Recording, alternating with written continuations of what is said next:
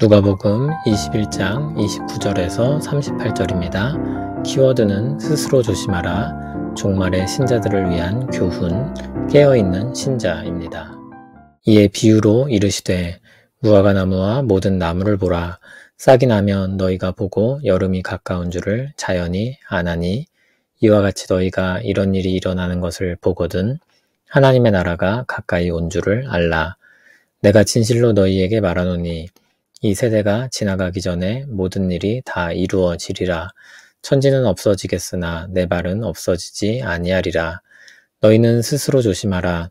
그렇지 않으면 방탕함과 술취함과 생활의 염려로 마음이 둔하여지고 뜻밖의 그날이 덫과 같이 너희에게 임하리라. 이날은 온 지구상에 거하는 모든 사람에게 임하리라.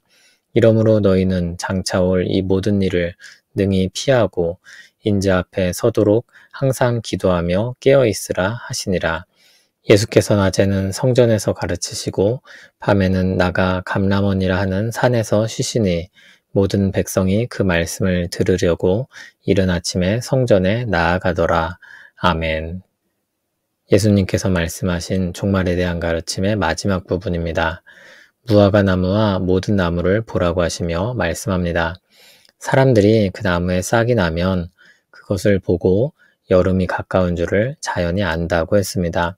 나무에 싹이 나는 현상을 보고 계절이 바뀌는 것을 아는 것입니다. 그처럼 사람들은 하나님 나라가 가까이 온 것을 알 수 있다고 하십니다. 예수님께서 말씀하신 징조들을 본다면 하나님 나라가 가까이 왔다는 것입니다. 주님은 이 세대가 지나가기 전에 모든 일이 다 이루어질 것이라고 하셨습니다. 이 세대가 어떤 기간을 의미하는지 정확히 말하기는 어렵지만 가장 넓게 보면 마지막 날이 오기 전에 말씀하신 일들이 다 이루어진다는 뜻으로 이해할 수 있습니다. 좁게 본다면 예루살렘 멸망 전에 있을 일들을 가리켜 말씀하신 것이라고 할 수 있습니다. 말씀대로 일이 이루어질 것입니다. 그리고 그것은 장차 이루어질 일을 보여주는 것이기도 합니다. 앞서서 일어나는 예루살렘의 멸망은 장차 있을 일과 거의 유사하며 그것은 예고편처럼 기능할 것입니다. 천지가 없어져도 주님의 말씀은 없어지지 아니한다고 하셨습니다. 영원할 것만 같은 하늘과 땅도 변하지만 주님의 말씀은 그렇지 않다는 것입니다. 이 말씀들이 분명히 이루어질 것이라는 확언입니다. 종말에 대한 가르침의 끝이 34절부터 36절에 나옵니다. 먼저 스스로 조심하라고 하셨습니다. 그렇지 않으면 어떤 문제들이 일어납니까? 방탕하고 술 취하게 될 수 있습니다.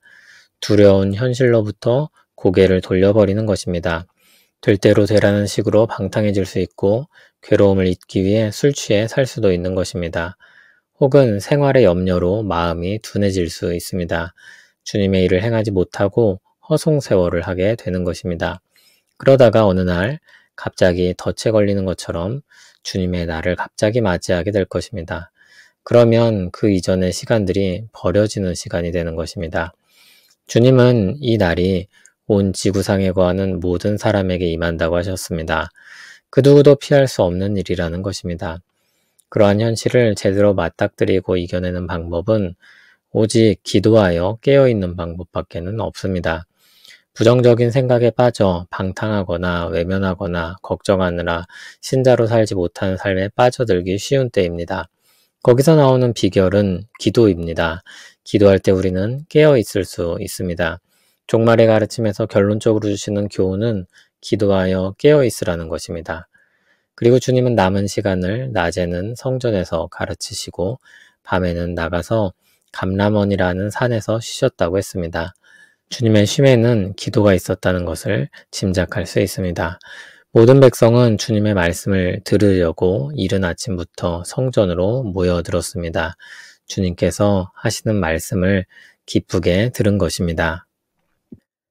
마지막 때에 대한 가르침에 대해 말씀하시고 우리가 어떻게 살아야 할 것을 가르치십니다. 주님은 멸망의 날과 그날의 징조에 대해 묻는 질문에 답하셨습니다. 그날이 언제인지는 사람들에게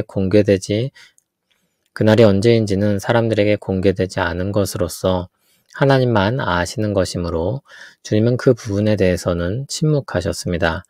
다만 그 날이 오기 전에 있을 징조에 대해서 가르치셨습니다. 마지막 날이 가까워지고 있음을 보여주는 징조들이 있었습니다. 그 징조들을 통해 멸망할 날이 가까이 오고 있음을 알게 됩니다. 그리고 돌이킬 기회를 얻을 수 있습니다. 그것은 마치 나무에 싹이 나는 것을 보고 계절이 바뀌고 있음을 아는 것처럼 분명한 것입니다. 그런데 그날에 대한 말씀은 멸망이 전부가 아닙니다. 오늘 본문 31절을 보면 하나님 나라가 가까이 오는 것을 보여주는 징조이기도 했습니다. 종합적으로 말하면 하나님의 나라가 임하여 하나님의 통치가 온 세상에 나타나고 그 통치 아래 두렵고 떨리는 멸망의 심판도 있는 것입니다. 그날이 다가오고 있음을 볼 수 있는 것입니다. 신자들은 멸망할 날이 아니라 임할 하나님 나라를 주목해야 했습니다. 그렇지 않으면 하나님 나라를 상속받을 신자들이 걱정하고 두려워하느라 신자다운 삶을 살지 못하는 것입니다. 그러다가 갑작스럽게 주님의 날을 맞게 됩니다. 삶이 방탕하게 흘러갈 수 있습니다. 술 취함으로 현실을 회피할 수 있습니다. 생활에 염려를 하느라 해야 할 일들을 못할 수 있습니다. 우왕좌왕하다가 주님의 날을 맞이하지 않도록 주님은 신자들을 준비시키시는 것입니다. 그러므로 신자들은 이 말씀을 듣고 종말에 대해 깨달으며 기도하여 깨어있도록 해야 할 것입니다. 주님은 깨어있는 삶을 사셨습니다. 주님은 자신이 해야 할 일을 계속하셨고 기도하며 쉬고 또 일하셨습니다. 주님은 십자가가 가까워지고 있음을 아셨습니다. 그러나 그렇다고 해서 가르치는 일을 멈추지 않으셨습니다. 성경을 가르치고 하나님 나라를 나타내 보이셨습니다. 종말을 향해 가는 삶의 모범이셨습니다. 우리는 그 뒤를 따르는 제자들입니다. 종말에 대한 바른 지식을 가진 사람은 더 성실하게 살게 됩니다. 이 말 하나님 나라가 가까워 옴을 알고 그것이 가까운 현실임을 알기 때문에 그 나라 백성답게 살아갑니다. 외국으로 오랫동안 여행을 가려고 하면 그 나라에 잘 적응할 수 있도록 그 나라의 언어와 문화와 법에 대해 알려고 하고 익숙해지려고 할 것입니다. 그러다가 다시 자신의 나라로 돌아가려고 하면 그 기간 동안 변한 것들에 대해 알려고 하고 적응하려고 할 것입니다. 돌아오는 날이 가까워질수록 그렇게 할 것입니다. 우리 인생은 짧습니다. 그리고 하나님 나라가 가깝습니다. 우리가 가야 할 본향이 점점 다가오고 있습니다. 기도로 깨어 하나님 나라 백성으로 사는 우리 되길 바랍니다. 주님의 말씀을 따라 이 종말의 때에 기도하여 깨어있기를 원합니다. 우리 삶이 너무 무겁게 느껴지기도 하고 너무 바빠서 많은 것들을 잊고 살기도 합니다. 주님처럼 쉴 때를 알고 기도하며 날들을 보내길 원합니다. 우리 연약함을 아시는 하나님께서 지혜와 힘을 주시기를 그리고 인도해 주시길 원합니다. 주여 오늘도 우리와 함께하여 주시길 간구합니다. 예수님 이름으로 기도합니다. 아멘.